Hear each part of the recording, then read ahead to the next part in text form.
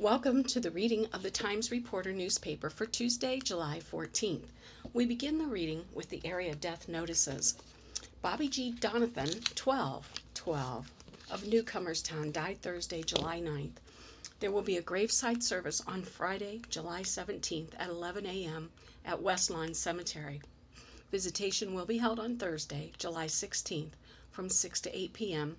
at the Addy Funeral Home in Newcomerstown.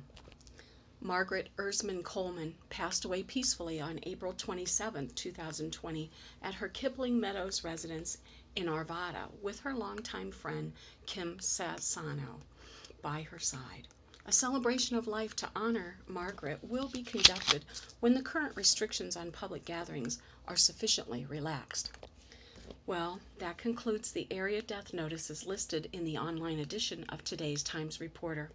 So let's begin with our first article. Michael Lynch indicted on charges of murder and aggravated arson by Nancy Moeller. In New Philadelphia, the Tuscarawas County Grand Jury has indicted a 30-year-old Uhrichsville man on murder and other charges in connection with a fatal fire, according to Tuscarawas County Prosecutor Ryan Steyer. Michael A. Lynch is charged in connection with the May 16th death of Donald Fox Miller, 26, as a result of a fire in a garage on Grant Street in Denison. Fox Miller's mother and sister suffered minor injuries from the blaze. The indictment includes 4 counts of aggravated arson, all felonies of the first degree, and 1 count of murder and unclassified felony. The indictments allege that Lynch knowingly created a substantial risk of serious physical harm by means of fire or explosion. The charges name 4 victims: Fox Miller, his mother, his sister, and a 4th person.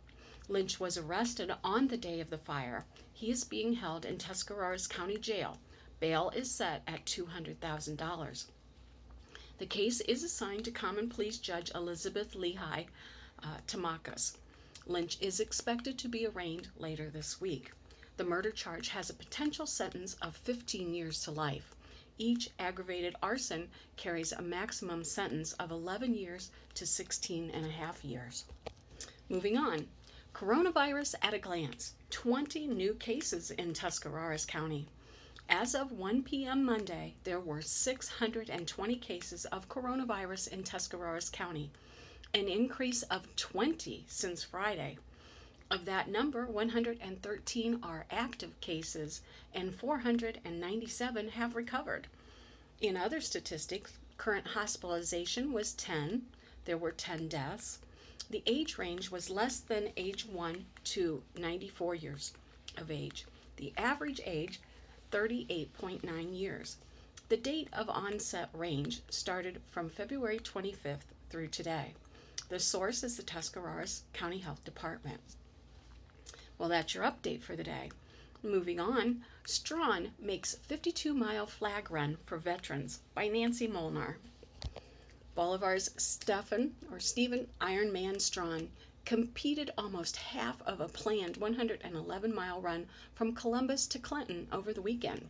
He made the journey while carrying an American flag to raise awareness and money to help homeless veterans transition into their own places and provide basic necessities. The trip started at 6 a.m. on Saturday at the National Veterans Museum and Memorial in Columbus.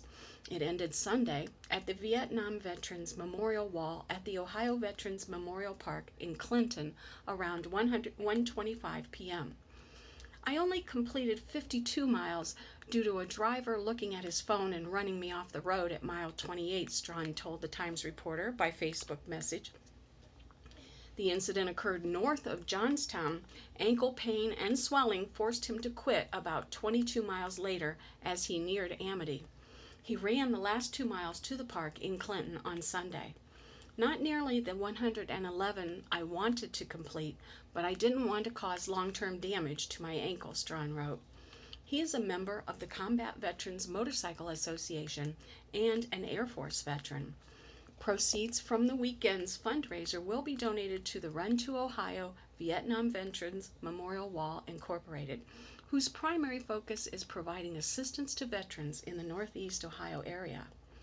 If you would like to donate, go to https://www.gofundme.com/f/111-mile-run-for-veterans.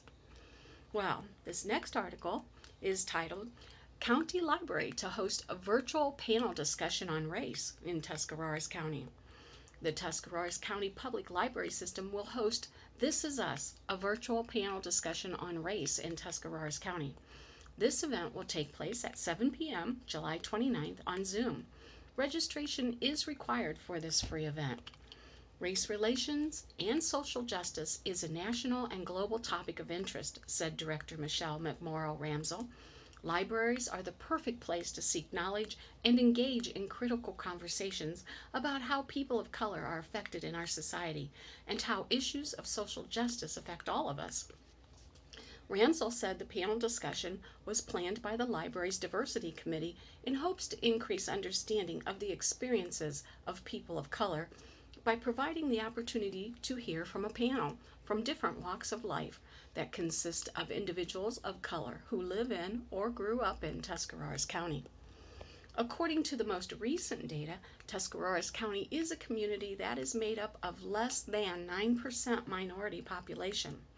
We hope it will serve as the beginning of conversations in our community that will bring about understanding that may lead to action to bring about positive change, said Library Diversity Committee Co-Chair Virginia Wright.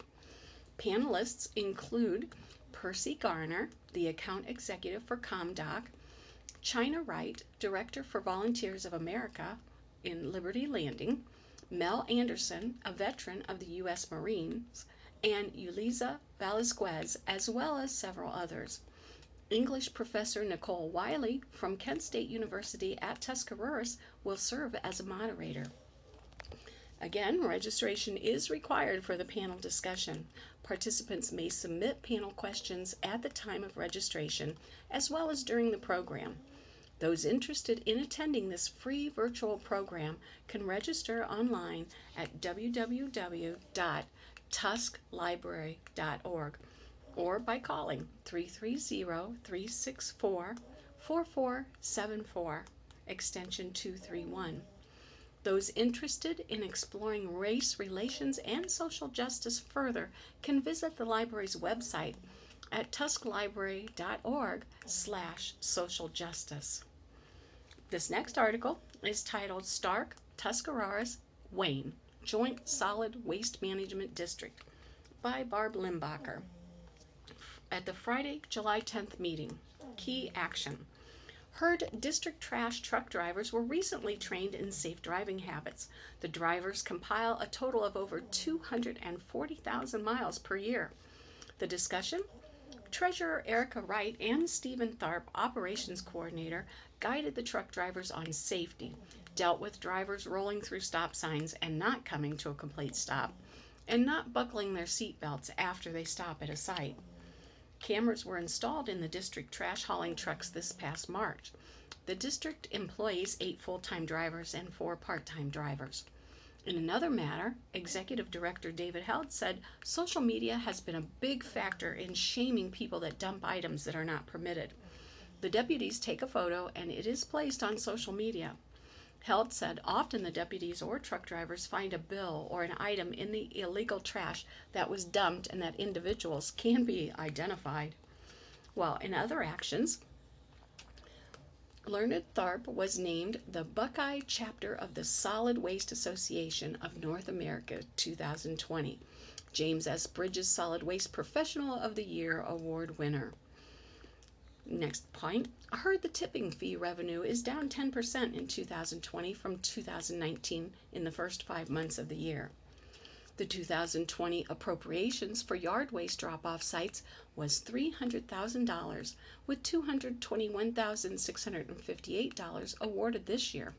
The 2020 sites are Lake Township, Canton Township, the Village of Brewster, the City of Dover, and Lawrence Township in Tuscarawas County. Well, They heard the Records Commission met and approved the 2020 Certificate of Records Disposal RC3 forms for submission to the Ohio History Connection for records that will be destroyed on or after July 27th. The records are from 2016. Heard there were a lot of tire dumping and illegal trash dumping in the 3 counties. Sheriff deputies investigate these violations. No more than 10 tires at one time can be dropped off at a tire collection site. Well, again, they heard the 10-year solid waste plan was implemented by the district. The 3-year update of the plan begins in September. And for your information, upgrades at the Stark County recycling bins have all 35 sites completed. Tuscarawas County, 5 out of the 14 sites completed. And in Wayne County, 11 out of the 21 sites completed.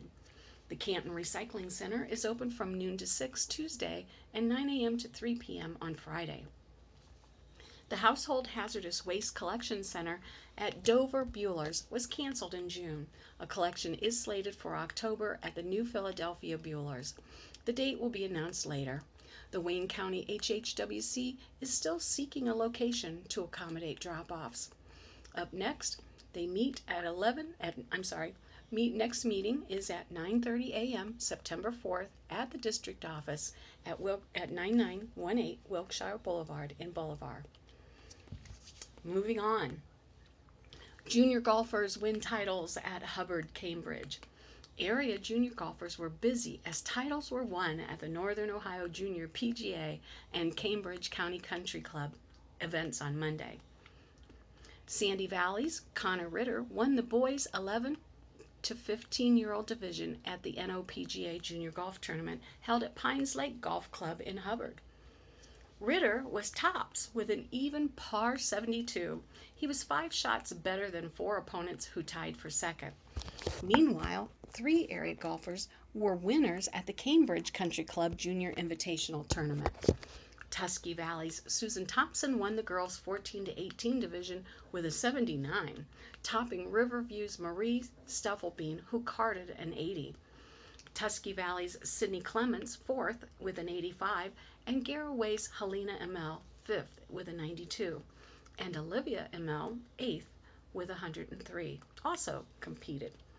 Riverview's Gavin Grass won the boys 14 to 18 title with a 76, and younger brother Colton Grass claimed the boys 11 and under division with a 39. Well, congratulations to all of those excellent golfers. Local artists and artisans are stars of Zoar Co-op by Nancy Molnar.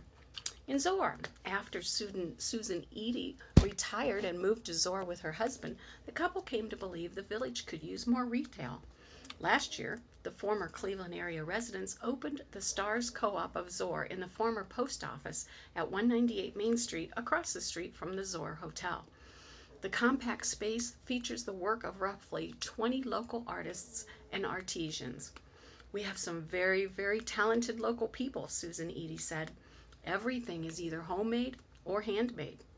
Items for sale include fresh bakery, homemade chocolates, embroidery, hooked rugs, watercolors, photography, batik, wooden items, jewelry, pottery, quilts, scents, oils, and decorative items made from gourds. The youngest exhibitor, 10-year-old Hope Pieski, sells magnets. Last year she sold knickknacks. This year she plans to add candles in jars to her product line. The North Royalton middle schooler is Edie's great niece and a frequent summer visitor. The most mature exhibitor is 83-year-old quilter Janet Landis of Bolivar. She also makes baby afghans. The co-op carries her aprons for adults and children. She has sent quilts as far as Alaska and Texas. Jill Harshey of Zoar sells her batiks. On July 5th, she staffed at the sales counter while working on a dyed and quilted piece. Her subjects include George and Martha Washington. Photographer Brian Hadley of Zoar sells photos, including some that have been overlaid with color through a computer program. His subjects include local scenery and landmarks. Well, the co-op opened for the first time at the beginning of May 2019. The COVID-19 pandemic delayed this year's opening until July 3rd. The 9 by 28 foot space can accommodate only 4 people at a time, including staff. The Stars Co-op of Zoar is open from 10 a.m. to 5 p.m. Wednesdays through Saturdays and from noon to 4 p.m. on Sundays. The store plans to be open through Christmas in Zoar on the first weekend in December. Well, we'll move on to the next article. Tuscarora's construction projects to continue. Construction projects of State Route 800, U.S. Route 36, and Interstate 77 will continue in the next few weeks in Tuscarawas County. Route 800 will close between State Routes 416 and 212 from 8 a.m. to 5 p.m. beginning July 20th for culvert replacements. Route 800 will also close from Route 416 to Downey Hills Drive from July 27th to July 31st. U.S. Route 36 is currently being resurfaced in Newcomerstown from the Coshocton-Tuscarawas County line to the Interstate 77 Route 36 interchange. One 11-foot lane of traffic is being maintained in each direction. The estimated date of completion is September 30th. A Route 36 bridge replacement project is also underway and is estimated to be completed August 31st. The Twin Bridge Replacement Project on Interstate 77 over State Route 212 in Bolivar and U.S. Route 36 in Newcomerstown are underway. The estimated date of completion for both projects is October 31st, and outlined work is weather permitting. For information, you can go to ohgo.com.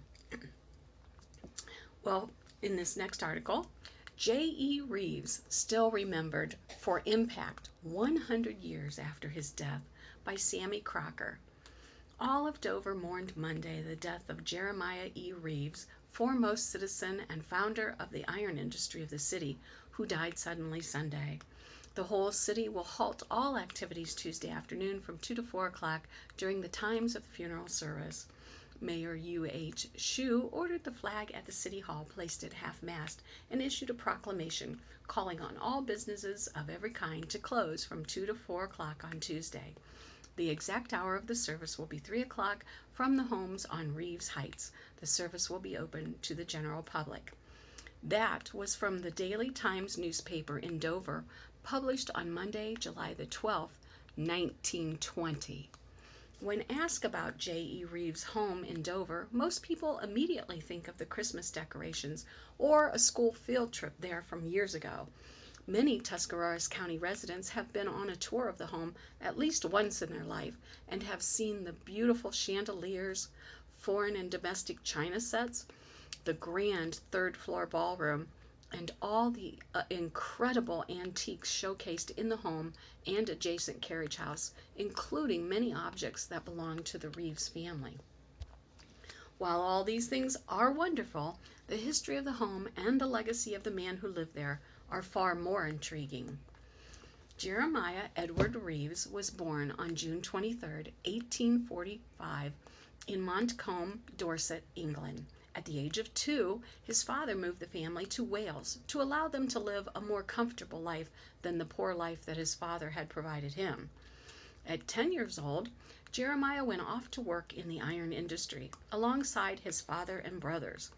In 1867, Jeremiah left the UK to come to America, where his brother Jabez had gone 2 years earlier, and 2 other brothers would eventually follow. Jeremiah and Jabez accepted steel industry work anywhere they could find it. At one point, both of the brothers had worked in the Pittsburgh and Cleveland areas. While working in the Pittsburgh area in 1869, Jeremiah met Jane Rees, a fellow immigrant from Wales, and married her after courting for a short 9 days. In 1872, Jeremiah and his brother George started the Reeves Brothers Boiler Works in the city of Niles, Ohio. A few years later, the duo brought their other 2 brothers, Jonathan and Jabez, into the mix. In 1883, the Reeves Brothers Boiler Works Company began contracting with the Dover Rolling Mill. The mill was struggling and had been a failed business many times before. Reeves purchased the mill, made many renovations, and reopened under the name of Reeves Iron Works in April of 1884. Jeremiah moved with his family to Dover to oversee the mill, and Jabez joined the operation shortly after that. By 1896, the mill had grown tremendously and employed more than 850 men. This was also the year that they began to construct housing for the workers of the mill, known as Tin Town. As Jeremiah's business began to boom, he became part of the Exchange National Bank in 1890 and served as its president until 1903. In 1898, Jeremiah allowed his son, Samuel J. Reeves, to take over the business at the young age of 28, and in 1899, Samuel made the decision to sell the Reeves Iron Works Company to the American Tin Plate Company. At this point, the mill employed over 1,200 men, and Samuel made the sale under the conditions that the company would keep the mill running to ensure that the men could keep their jobs. Well, during this time, Samuel had begun many projects, including some in the railroad business. Perhaps the most monumental project that Samuel created was the Reeves Manufacturing Company. He started this alongside his father's business partner, A.J. Krantz, in 1900. This mill was open until 1999, and at one point employed over 1,500 men during World War II. Also in 1900, Samuel began the Reeves Coal Company, which operated mines until 1937. Samuel Reeves died from typhoid fever on March 15, 1901. Jeremiah took over control of the company, making tremendous improvements and additions until he decided to pass the mill to his son-in-law, Herbert Greer, in 1914. Jeremiah also had other business ventures. In 1902, he purchased the Sherman House Hotel in New Philadelphia on the site of the present-day Commercial Savings Bank behind the Tuscarawas County Courthouse in New Philadelphia. Jeremiah renovated the hotel and reopened it as Hotel Reeves, later known as the Reeves Motor Inn. The hotel closed in 1960.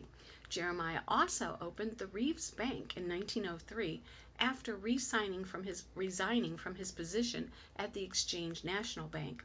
The Reeves Bank was in operation from 1903 to 1982 and had grown to have branches in New Philadelphia, Newcomerstown, and Sugar Creek. However, the bank was not the only business success that Jeremiah Reeves had in 1903.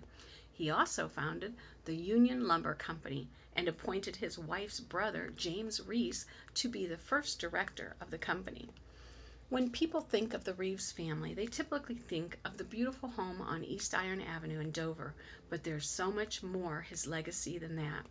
Jeremiah Reeves was a smart businessman and provided many employment opportunities for the people of Tuscarawas County.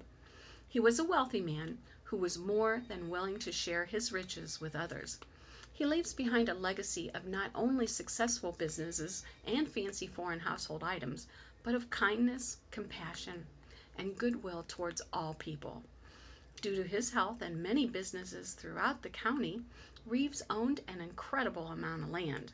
However, instead of keeping it all for himself, he donated land for Union Hospital in Dover, as well as land for Tuscarora Park in New Philadelphia. Donating land for the good of the community was not the only thing Jeremiah did to show his kindness. When the Reeves family moved into their beautiful home, Jeremiah had a private bathroom added on to the maid's room so that the maids living with them would have their own space to freshen up. Such a thing was almost unheard of for that time period. Even with all the business endeavors, Jeremiah still found time to dabble in politics. In the Electoral College in 1908, he cast his vote for William Howard Taft of Ohio. Jeremiah served on the Dover School Board at one point. He also started the Reeves Military Band, which puts on concerts for Tuscarora County residents. Even in the year 2020, Tuscarawas County residents still see things that would not be here without Jeremiah Reeves. WJER Radio was started by the third-born child of Jeremiah and Jane Reeves, Agnes Reeves Greer. The call letters JER in the name stand for Jeremiah E. Reeves. Also, the Reeves Foundation, started by Jeremiah's grandson, Samuel Reeves Jr., awards $1 million in grants every year to various organizations and projects in the county. Jeremiah E. Reeves was a self-made man who did not let anything stand in the way of his success. He came from a poor family, learned a trade, and turned that trade into many successful businesses. He died 100 years ago today, on July 11th, 1920. The Reeves Victorian Home and Carriage House Museum is set to open on Wednesday, July 15th, and there will be a display in the Carriage House to celebrate Reeves and the legacy he left behind this day 100 years ago. A visit to the museum this summer would be a perfect way to remember Jeremiah E. Reeves and all that he has done, and the difference he has made in all our lives, even from things he did over 100 years ago. Well, that concludes the reading of the Times Reporter for Tuesday, July the 14th. This is Pam saying please stay safe, be blessed, make it a great day.